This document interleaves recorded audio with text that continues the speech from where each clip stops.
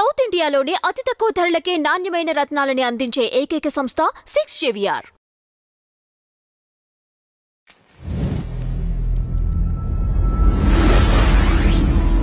నమస్తే అండి, welcome to 3 media.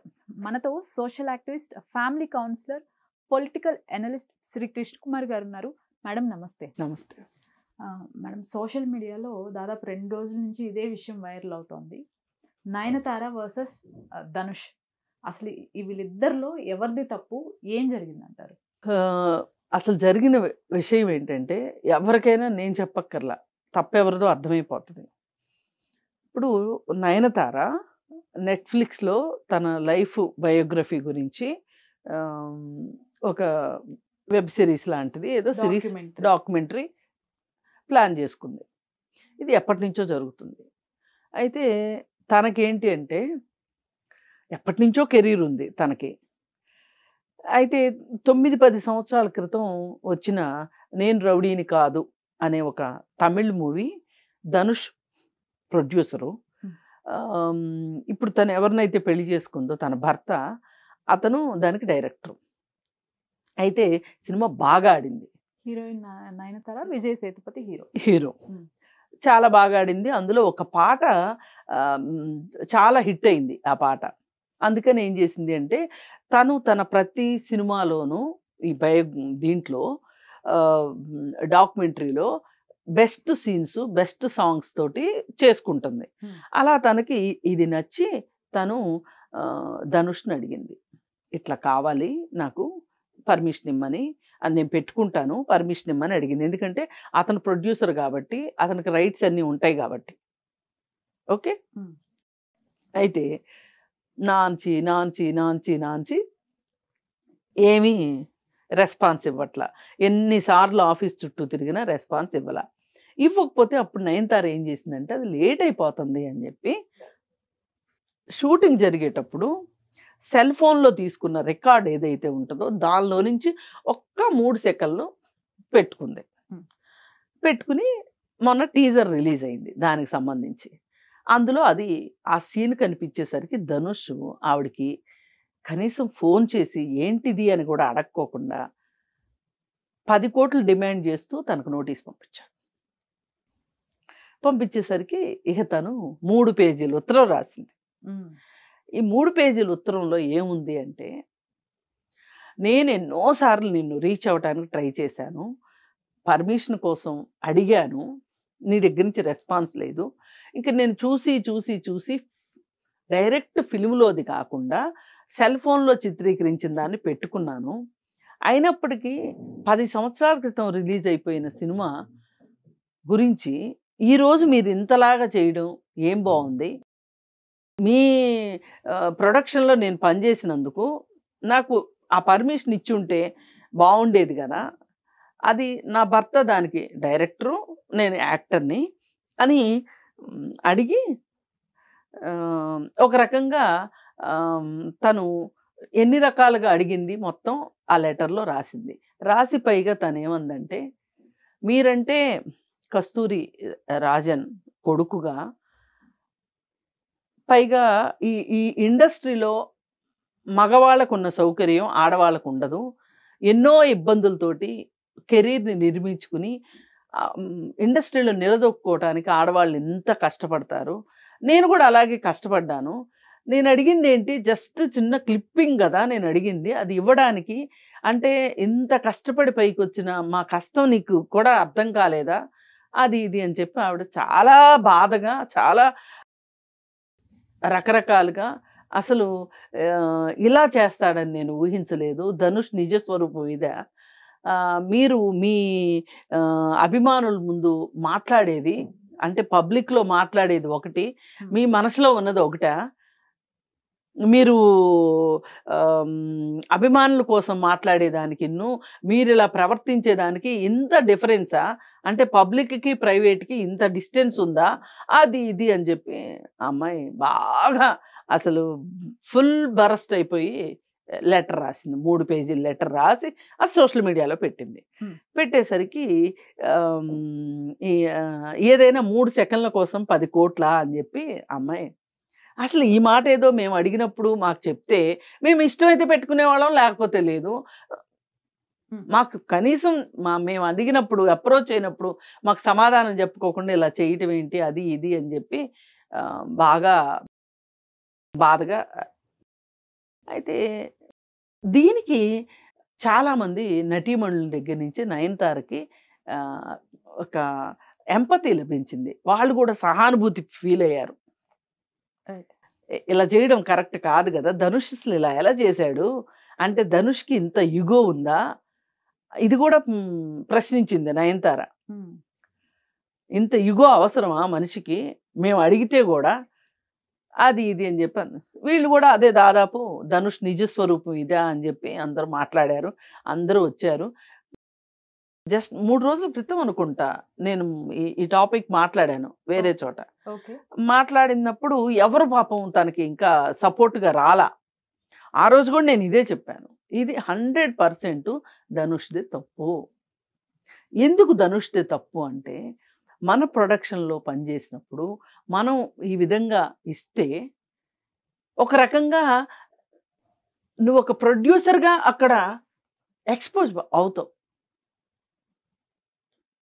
ఆ డాక్యుమెంటరీలో ఇతను ఆమె ప్రొడ్యూసర్గా ఇతని పేరు కూడా వస్తుంది కదా. అలా నా ప్రొడక్షన్లో చేసిన ఒక హీరోయిన్కి నెట్ఫ్లిక్స్లో తన డాక్యుమెంటరీ వచ్చేంత ఘనత దక్కింది అంటే అంత కీర్తి వచ్చింది అంటే ఒక రకంగా నీకు కూడా వచ్చినట్టే కదా ఎంతో కొంత. ఇప్పుడు ఒక పిల్లవాడు బాగా సాధించాడు అనుకోండి, ఆ పిల్లవాడి తల్లిదండ్రుల్ని, ఉపాధ్యాయుల్ని వాళ్ళు కూడా పొగుడుతారు కదా, అంటే ఆటోమేటిక్గా వాళ్ళకి కూడా కీర్తి వచ్చేసినట్టే కదా. మరి ఇంత చిన్న లాజిక్ ధనుష్ ఎందుకు మిస్ అయ్యాడు అంటే, ధనుష్ అలాగే మిస్ అవుతాడు. ఎందుకంటే ధనుష్ మనస్తత్వం అది కాబట్టి. అతని జీవితం మొదటి నుంచి గనక చూసుకుంటే అతనికి తాను సాధించాలనుకునేది కనిపిస్తుంది తప్పితే ఆ సాధించడానికి ఎన్ని అడ్డదారులు దొక్కుతున్నాను అనేది ఏ రోజు ధనుష్ ఆలోచించడు. ఒక హీరోగా ధనుష్ సినిమాల్లో ఒక హీరోయిజం ప్రదర్శించే విషయానికి కావచ్చు, హీరోకి ఉన్న ఉదాత్తమైన లక్షణాలు కావచ్చు, అతనికి నిజ జీవితంలో లేవు అనేది మనకు అర్థమవుతుంది. ఇప్పుడు ఆల్ ఆఫ్ ఎ సడన్ కొన్ని సంవత్సరాల క్రితం మేమే ధనుష్ తల్లిదండ్రులు అని ఒకళ్ళు వచ్చారు.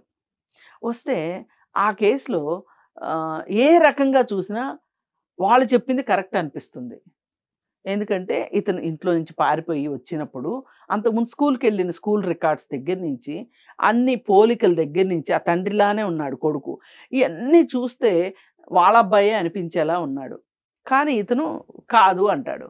సరే కోర్టు ఏం చేసిందంటే, కోర్టు కూడా ఎంతో కొంత నమ్మింది, వాళ్ళ పేరెంట్స్ చెప్పింది నమ్మింది. నమ్మి ఏమన్నదంటే, మీరు DNA టెస్ట్కి వెళ్ళండి అని చెప్పి ఇద్దరికి చెప్పారు. ఇద్దరికి చెప్తే వాళ్ళు రెడీ అయిపోయారు DNA టెస్ట్కి, ఎందుకంటే వాళ్ళకి నిజమేంటో తెలుసు కాబట్టి. కానీ ధనుష్ రెడీ కాల. ధనుష్ రెడీ అవ్వలా. ఎందుకంటే ధనుష్కు తెలుసు నేను వాళ్ళ అబ్బాయిని అని. ఎందుకంటే అతను ఇంట్లో నుంచి పారిపోయి వచ్చేటప్పుడు సినిమా మీద ఇష్టంతో చాలామంది పారిపోయారు ప్రపంచంలో.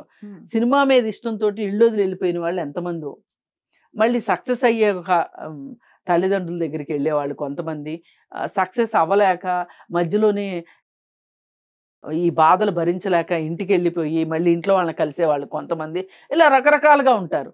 అయితే ఇతను మట్టుకు సక్సెస్ అయిన తర్వాత కస్తూరి రాజన్ దగ్గర ఇతనికి ఆశ్రయం దొరికిన తర్వాత కస్తూరి రాజన్కు కూడా అబద్ధం చెప్పాడు. ఇతను నాకు తల్లిదండ్రులు లేరని చెప్పాడు.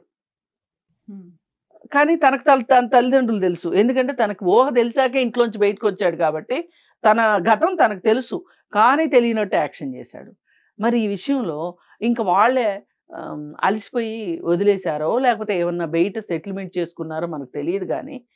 కానీ ఆ రోజు నేను నా ఒరిజినల్ తల్లిదండ్రులు వాళ్ళే, నేను సినిమా కెరీర్ కోసం వచ్చాను అని ఒక్క ముక్క చెప్తే తప్పే ఉంది. ఎవరికైనా సరే అందరూ డైమండ్ స్పూన్లు గోల్డ్ స్పూన్లు పెట్టుకుని పుట్టరు. సాధారణంగా అతి సాధారణంగా పేదరికంలో పుట్టి కూడా సాధించే వాళ్ళు ఉంటారు. కానీ అక్కడ తనకి తన తల్లిదండ్రుల మీద ప్రేమ కన్నారు కదా, కొంతకాలమైనా పెంచారు కదా, వాళ్ళ మీద అతనికి మమకారమే లేదు, బాధ్యత లేదు. అతను రుణం తీర్చుకునే మనస్తత్వం, అంటే దీన్ని ఏమంటామంటే రుణం తీర్చుకోవటం అనేది ఒక విశ్వాసంగా ఉండటము అనేది అతనికి లేదు. అయితే అతను ఎంతసేపటికి ఏంటంటే కస్తూరి రాజన్ తోటి ఆ కొడుకుగా చలామణి అయితే అతనికి అవకాశాలు వస్తాయి, అతను పలానా వాళ్ళ అబ్బాయి అంటేనే అతనికి ఒక గుర్తింపు ఉంటుంది అనే ఉద్దేశంతో ఆ తర్వాత రజనీకాంత్ కూతుర్ని పెళ్లి చేసుకున్నాడు, సౌందర్యని. సౌందర్యని పెళ్లి చేసుకుని కూడా సౌందర్య కూడా ఇద్దరు మ్యూచువల్ డివోర్స్ తీసుకున్నారు. ఇప్పుడు ఇద్దరు వ్యక్తులు కలిసి ఉంటున్నారు అంటే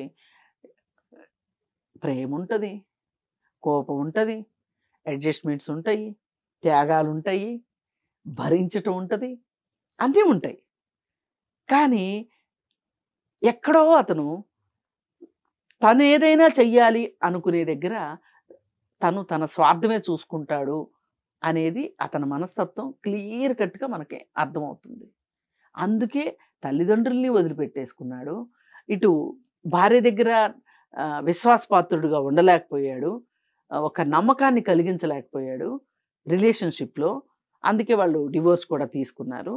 ఇప్పుడు ఈ నయనతార విషయంలో ఏది ఏమైనా తన దగ్గర పనిచేసింది, నా ప్రొడక్షన్లో పనిచేసింది అంటే చాలామంది పెద్ద పెద్ద ప్రొడ్యూసర్స్ ఏం చెప్పుకుంటారు, ఫస్ట్ నా దగ్గరే ఆ హీరోయిన్ పని, ఫస్ట్ అవకాశం నేనే ఇచ్చాను, ఛాన్స్ ఇచ్చాను, మా హౌస్లో నుంచే బయటికి వెళ్ళింది, ఇట్లాంటివి చెప్తూ ఉంటారు.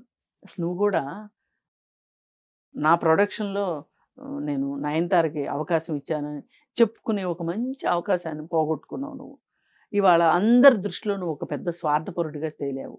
కాకపోతే కనీసం ఎప్పటికైనా నీ గురించి వాస్తవాలు ప్రపంచానికి తెలిసినాయి, ముసుగులన్నీ తొలగిపోయినాయి. ఎవరైనా నమ్మకాలు ఉంటే ఆ నమ్మకాలు కూడా పటాపంచలైపోయినాయి. ఇది ఒక రకంగా అతను మనస్తత్వాన్ని అద్దం పడుతుంది. అతని మనస్తత్వమే సరిగా లేదు అంటే అతని మ్యానుఫ్యాక్చరింగ్లోనే ఏదో సంథింగ్ రాంగ్. అందుకే ఇలా అతను ఒక నిర్ణయం తీసుకోవటానికి 2 సంవత్సరాలు అసలు ఇవ్వదలుచుకోలేదు, ముందే చెప్పేయచ్చు కదా. సో నా దగ్గరికి ఒక అవసరంలో వచ్చారు అంటే అడిగించుకుందాం అడిగించుకుందాం అడిగించుకుందాం. ఈ మనస్తత్వం, ఈ నాంచే ధోరణి ఏదైతే ఉందో, ఇలా ఉన్నవాళ్ళు వాళ్ళు సుఖంగా ఉండరు, వాళ్ళ పక్కన ఉన్న వాళ్ళు కూడా సుఖంగా ఉండరు. ఇప్పుడు ఈ మొత్తం స్టోరీ ప్రపంచానికి తెలిసిపోయింది. అంటే ధనుష్ ఇప్పుడు మనం మామూలుగా అతను తల్లిదండ్రుల విషయం వచ్చినప్పుడు పెద్ద మాట్లాడుకోలే, సౌందర్య విషయం వచ్చినప్పుడు మాట్లాడుకోలే, ఇప్పుడు మాట్లాడుకుంటున్నాం చూడండి.